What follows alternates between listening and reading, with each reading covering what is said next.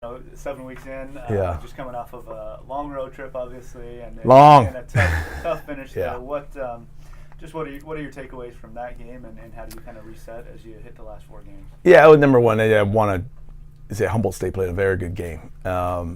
They did what they had to do to win the game. So everything we're going to say beyond is I do not want to take anything away from Humboldt State and how they played and what Rob did as a coach. So, but my responsibility is to check out my own team and what do we got to do to get better and where are our deficiencies. Why did the breakdowns happen that happened? We have a chance to win the game at the very end, which you want. But then you just got to diagnose, okay, where is everything at? And the whole thing about even today is when you look at it all, you're not trying to cast blame. Blame's a funny thing. It's like it makes somebody feel better emotionally, and you want to project your pain and frustration onto someone else as if and diminish your role in what happened. And so this whole day is not about blame in any way for any player to blame this player or the coaches blaming players, but it's all about accountability and how do you get better. Whether or not win or lose, your mindset would have had to been on Monday is how do we get better? And so what this one does is creates a little bit more of an emotional state and emotional drama that we lose a close game to a very good football team.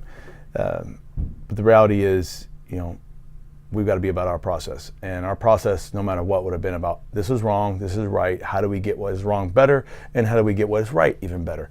And that's where we're at today. And my evaluation is that there were breakdowns on defense in the second half that weren't there in the first half. And then, we're going to go in our meetings and when we talk to all the players about, hey, what were you thinking?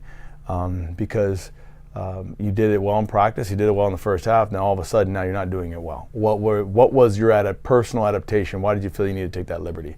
The red zone interceptions, we don't want to have those, especially in a game like that where you could sense what was brewing. This is going to be a shootout, that wild west, and then you got to look at special teams. Okay, what happened on that kickoff return? Because prior to all those times, we were kicking to Gardner and we were crushing it. And so we really have confidence in our kickoff return team, and we're not trying to get into games of, okay, let's just kick it real short. And although we eventually started doing that because that breakdown was like, okay, well, something broke down. We don't have the tape to see it, so we're going to make our adjustment off of it. And then you're going to look at the end of the game. And personally, for me, I'm going to look at that as a head coach and manage that even better and learn from it. But the way I sensed the game was going, I wanted to go for the win. And I felt like we could, the way we were handling them on defense, or way our offense was handling their defense. And then obviously that game was a lot of records fell. Yeah. Gardner picked up some for single games, some happened to be the week that he got some career records as well. Mm-hmm. But you got Andrew Elfers, one of the things that gets hidden in that game Mm-hmm. because of the the team result, but he sets the school record for total offense in a game. Yeah. All of those records that fell between these two Yeah. very powerful teams, and you look at the GNAC, the first place team isn't even Yeah. mentioned in that, but that Right. team has rolled through their first 7 games in Central Yeah. Washington. Yeah. Just what does that say about the league? Well, this is the strongest it's ever been, and it's we're right now 2 of our teams are in the top 25, and one of them in the top 10. For us being right now in a 3rd place position, it's uncomfortable. I don't like it, but it also speaks volumes to where these other 2 teams and how they're playing, and we're going to keep getting better. This is a great league. I think the last time I experienced where a running back was just on fire like that, probably when I was playing against Marshall Falk back in the days when you're just like, I don't know what to do with this. This guy is just on top of us like that, and he's a special player, and rightly so. He deserves to break those records that he did. I think I've you chance to see him all 4 years, and he's a very good football player. I think he's got next level opportunities. And to see Andrew Elfers to be able to, at his senior year, be able to break some of the passing records, which I applaud Andrew so much because his game when he first came here wasn't his ability to throw. It was ability to run and be a dual threat athlete. But we challenged him constantly. Hey, you have to grow in this. And now to see what he was able to do and lead a passing attack the way it did, this last game. I'm excited. So I'm really excited about how this continues to go with the remainder of the season. I'm particularly excited about a guy like Darrell Adams and growing up and knowing his story and where he's come from and his frustration to see a breakout game. And you always believe, I know you could do this, and he finally got to and had that breakout game the way he did. Another guy jumping in there making tremendous catch was Chris Hollis, a guy like that. So there's so much good that happens even in the midst of what is a painful loss. I know our team's going through a lot of pain right now. Coaches are going through a lot of pain. I want to acknowledge the pain and say, hey, it's real. It's why we love the game so much. It's why we put so many hours in.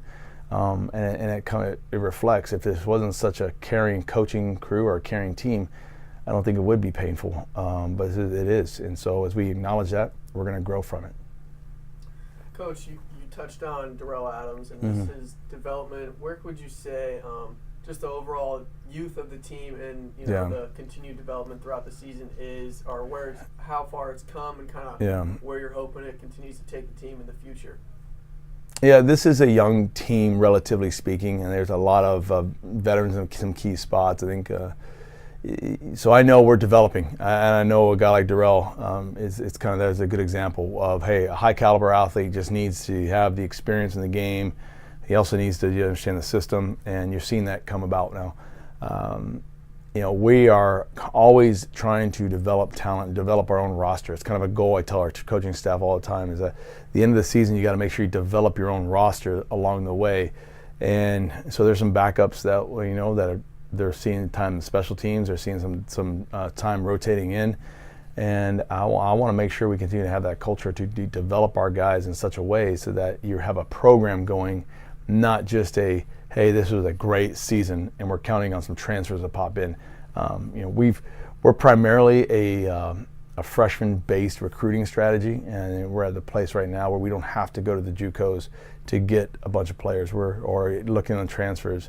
I think it's significantly different than a lot of Division II programs out there. And that's where I really enjoy this team, and that's why it's such a bond, is because you have these freshmen that come up. And so we're going to keep the strategy going, and we're going to keep developing, take this week to get our guys even that much better. And then you talk about creating a culture. This is homecoming week. Yes. Who are you looking forward to seeing come back on campus, and how have former players, how do you see them passing the torch, not passing the torch, but educating some of the younger players about what is the culture that has been created at Azusa Pacific? Well, I think our young players that are new to the program are going to be really blown away by homecoming. And what I've always loved about the school, and I think speaks volumes to who the whole university is homecoming. There are a lot of places where it's a homecoming and you don't even know. You go to did you know it's homecoming? And there's no one really there. Our school, it's the whole area, the town gets full of people, and having coached here now for quite a while, since 2001, you get to see a lot of faces, and now they have kids, and now they have, their careers, what they're doing, and you get to meet their wives, and so this is just an amazing week for football here at Azusa Pacific. It's an amazing week for the student body. It's an amazing week just for our program.